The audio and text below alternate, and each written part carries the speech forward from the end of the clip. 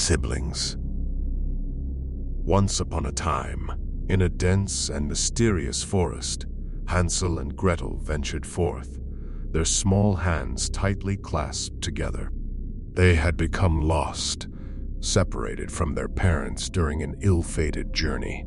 As darkness enveloped the woods, a chilling wind whispered through the trees, adding an eerie touch to their plight.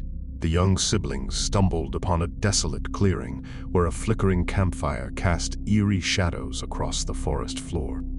They cautiously approached, their hearts pounding with fear. To their surprise, they discovered a drunk lumberjack stumbling about, his eyes bloodshot and his voice slurred. Unbeknownst to the innocent children, the lumberjack had become a deranged and vengeful soul, driven to madness by his solitary existence deep within the forest. Consumed by a vile hatred for his fellow lumberjacks, he had become a merciless killer, his axe thirsting for the blood of his companions. Hansel and Gretel watched in terror as the lumberjack stumbled upon another unsuspecting lumberjack who had wandered into the forest seeking refuge. His grip on reality slipping further, the drunken killer lunged at his victim, his axe arcing through the air with deadly precision. The sickening sound of bone-meeting steel echoed through the night as the unfortunate victim let out a chilling scream, his life brutally extinguished. Shaking with fear, Hansel and Gretel realized they were trapped with a merciless murderer. They cowered behind a cluster of trees, scarcely daring to breathe as the crazed lumberjack paced back and forth, the gleam of madness in his eyes. The children knew they had to escape this nightmare, but their options seemed bleak. Summoning their courage, Hansel and Gretel devised a plan. They quietly crept away from the clearing, their hearts pounding in their chests. Utilizing their wits, they skillfully navigated the treacherous forest, relying on their keen senses to guide them to safety. But the mad lumberjack was not so easily outsmarted. Sensing their escape, he pursued the children with a bloodthirsty determination, his drunken rage fueling his every step. The forest seemed to conspire against the siblings, with branches snagging at their clothes and roots threatening to trip them at every turn. All of a sudden, the siblings stumbled upon a small cabin. The broken windows whispered secrets of long-forgotten nights, and the door creaked ominously as it swayed on rusty hinges. With trepidation in their hearts, Hansel and Gretel mustered their courage and pushed open the door. The room was dimly lit, with the flickering glow of a dying fire casting macabre shadows on the walls. The air was heavy with the stench of alcohol, and empty bottles littered around. Little did they know that the cabin belonged to the very lumberjack they had encountered earlier. As the siblings caught their breath and huddled together in the dimly lit cabin, a haunting silence settled over the forest. Unbeknownst to them, the deranged lumberjack had been tracking their every move, determined to sate his bloodlust. His heavy boots crunched against the forest floor, gradually drawing nearer to the sanctuary they sought. Just as the children began to feel a glimmer of hope, a bone-chilling creak announced the arrival of the lumberjack at the cabin's door. His weathered face contorted into a twisted grin as he kicked open the entrance, revealing a menacing figure standing in the threshold. The crazed lumberjack's eyes gleamed with an unhinged fervor as he locked his gaze upon the unsuspecting children. Hansel and Gretel, their hearts pounding, searched frantically for an escape route within the cramped confines of the cabin. Their eyes fell upon a small trapdoor in the corner, leading to a hidden cellar below. In a desperate bid to evade their pursuer, they swiftly descended into the dark abyss, closing the trapdoor silently behind them. The children huddled together in the musty cellar, the sound of their own ragged breathing echoing in their ears. With each passing moment, the heavy footsteps of the lumberjack grew louder and more menacing as he systematically searched the cabin in his relentless pursuit. In the darkness, Hansel and Gretel clung to each other, tears streaming down their faces as they prayed for their safety. Their small fingers trembled as they held their breath, attempting to stifle any sound that might betray their presence. But fate seemed determined to test their courage, for the creaking of the cellar door alerted the siblings to the imminent danger that loomed above. With a gut-wrenching creak, the trapdoor swung open, revealing the deranged lumberjack's leering face, illuminated by the dim light filtering through from above. The children's hearts seemed to stop as their worst fears materialized before their eyes. In a desperate act of survival, Hansel and Gretel summoned the last reserves of their bravery. They lunged forward. As the lumberjack swung his blood-stained axe towards Hansel and Gretel, the siblings acted swiftly, driven by their survival instincts. Hansel managed to push Gretel out of harm's way just in time, but he took the full force of the blow himself. The impact of the axe sent him sprawling to the ground, unconscious and gravely injured. Gretel's heart raced with terror as she watched her brother fall, tears streaming down her face. With every ounce of strength left within her, she crawled towards Hansel, determined to protect him, but he was dead. A wave of panic washed over her when she realized he wasn't breathing. Desperation clouded her thoughts as she tried to revive him, but her efforts proved futile. Overwhelmed by grief and exhaustion, she succumbed to unconsciousness beside Hansel. Helpless and disoriented, Gretel found herself being dragged through the forest by the drunken lumberjack. Fear coursed through her veins as she struggled to move. After what felt like an eternity, the lumberjack and Gretel arrived at a dilapidated cottage nestled deep within the forest. The air grew colder, and an overwhelming sense of malevolence permeated the atmosphere. It was then that Gretel realized she had been brought to the dwelling of the old cannibalistic witch, the true orchestrator of the horrors that had befallen the forest. The witch, with her hunched figure and withered face, greeted them with a crooked smile that sent shivers down Gretel's spine, and she fainted. When Gretel woke up, she found herself in a dimly lit chamber. The musty scent of decay hung in the air, and the sound of cackling laughter echoed from a corner of the room. Her eyes adjusted to the darkness, revealing the haunting figure of the old cannibalistic witch.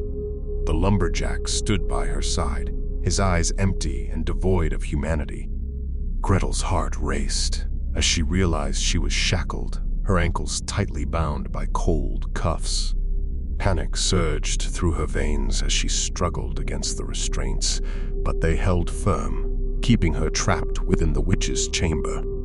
The witch cackled wickedly, relishing in Gretel's helplessness. "Oh, my dear, you thought you could escape, didn't you?" She sneered, her eyes glinting with sadistic delight. "But now, there's no way out. You will stay here with me, and that brother of yours will make a delectable feast." Gretel refused to accept defeat. With a surge of determination, she began to scan her surroundings, searching for any potential means of escape. Her gaze fell upon a small table near the witch, littered with various trinkets and ingredients. Among them, she noticed a vial containing a mysterious liquid. A spark of hope ignited within Gretel as an idea formed in her mind. She knew she had to act quickly before the witch's attention returned to her. With great effort, she maneuvered her body, inching closer to the table, her bound ankles dragging across the cold stone floor.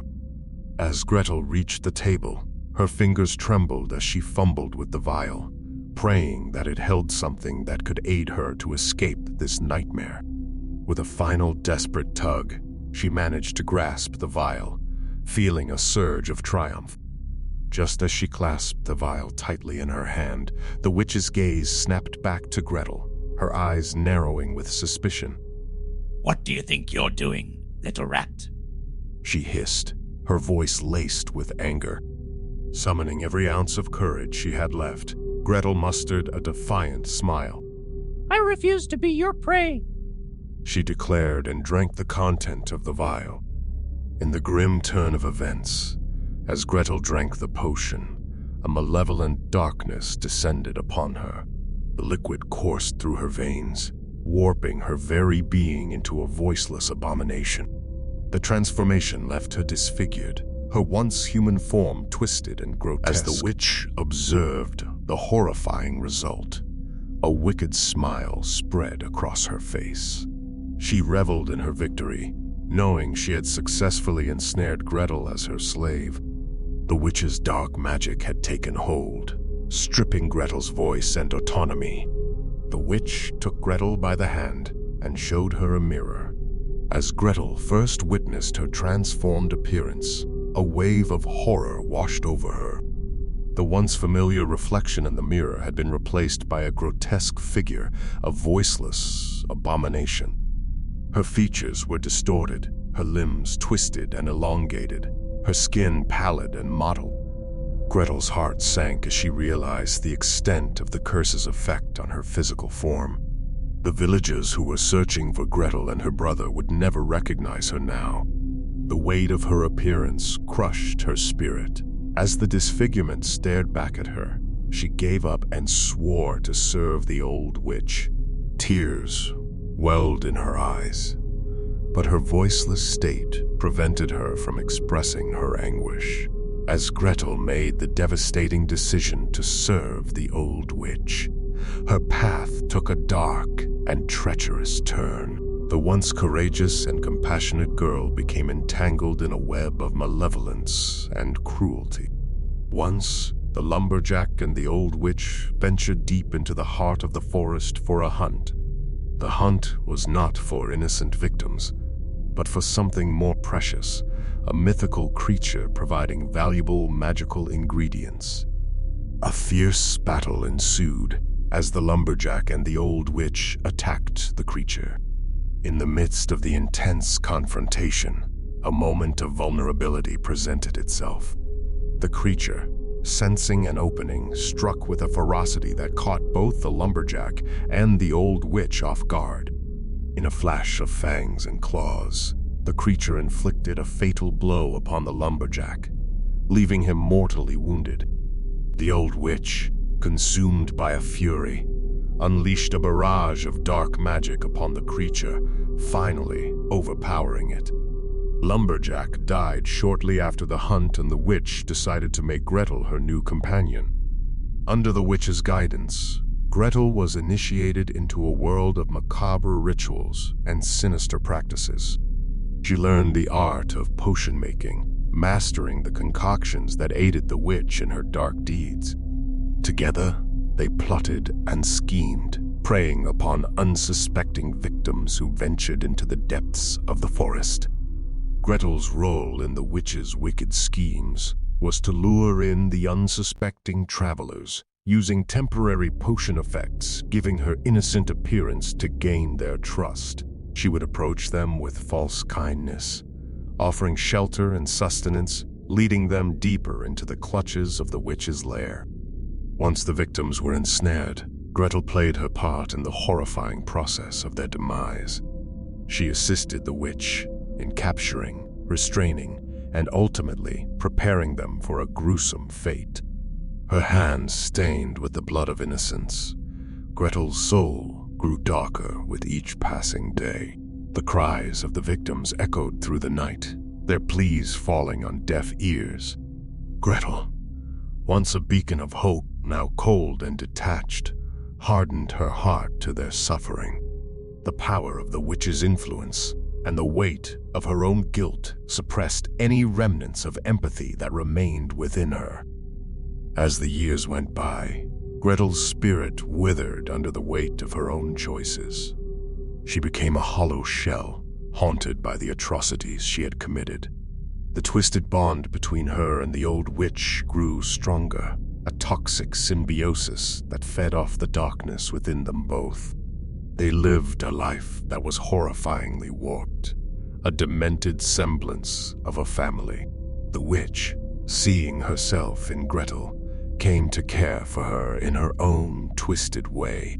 In her distorted perception, she saw Gretel as a daughter, a companion who understood the depths of their shared malevolence. They reveled in their wickedness, finding solace and comfort in their shared depravity. Together, they continued their gruesome rituals, luring victims into their clutches. Within the confines of their dark sanctuary, Gretel's humanity withered away completely. Her heart, once filled with love and compassion, had been replaced by a void of emptiness and cruelty. She became a true reflection of the witch's darkness, mirroring her actions and desires. Their shared malevolence grew stronger with each passing day, as the forest itself seemed to bend to their will, nurturing their wicked desires and sustaining their unholy existence. Together, they formed a macabre family, finding a strange kind of happiness within their dark abode, forever united as partners in crime within the shadowy depths of the forest.